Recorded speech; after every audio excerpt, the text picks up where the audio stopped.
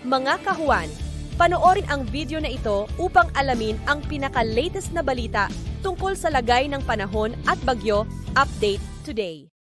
Kagabi ng alas 8, yung mga kaulapan na minomonitor natin dito sa kanluran ng Luzon ay isinangganap na low pressure area. Huli itong namataan sa laing 640 kilometers kanluran ng Iba, Zambales. So nasa labas po ito ng ating area of responsibility and sa kasalukuyan po mababa pa yung chance nito na maging bagyo within the next 24 hours. But for now po, nakikita natin na yung trough or extension nito ay magdudulot ng mga pag-ulan sa malaking bahagi ng northern at central Luzon. And ito pong mga pag-ulan nito na dulot ng trough ng LPA ay magpapatuloy po hanggang bukas. Samantala, ang southwest monsoon o habagat naman ay patuloy pa rin nakakaapekto sa southern Luzon at Visayas at magdadala pa rin ito ng mataas na tsansa ng mga pag-ulan, pagkilat at pagkulog lalong-lalo na dito sa kanluran ng southern Luzon at Visayas. So patuloy pa rin pong pag-iingat sa posibilidad ng mga pagbaha at pagguho ng lupa. Samantala,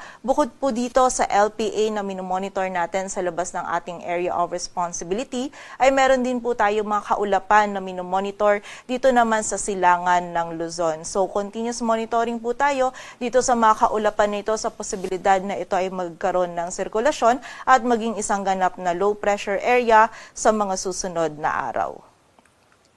At ayon nga dito sa ating latest tropical cyclone threat potential, may kita po natin itong nasa kanluran ng Luzon. Ito na po ngayon yung low pressure area na minomonitor natin ngayon sa labas ng ating area of responsibility. Hindi po natin nakikita na papasok ito sa loob ng PAR and generally magiging west-northwestward po or northwestward ang pagkilos nito palayo sa anumang bahagi ng ating kalupaan. But muli po, yung trough or extension nito ngayon maging hanggang bukas ay magdudulot pa rin po ng mga pag-ulan sa malaking bahagi ng northern at central Luzon. Samantala, yung mga kaulapan din po na nabanggit natin kanina, posibleng ito po naman po yung nandito sa may silangan ng Luzon. At kung magkaroon man po ito ng sirkulasyon, ay posible po itong makaapekto dito sa may silangan ng Northern Luzon, maging sa area din ng extreme Northern Luzon by early next week. But for now po, wala pa po tayong nakikitang sirkulasyon,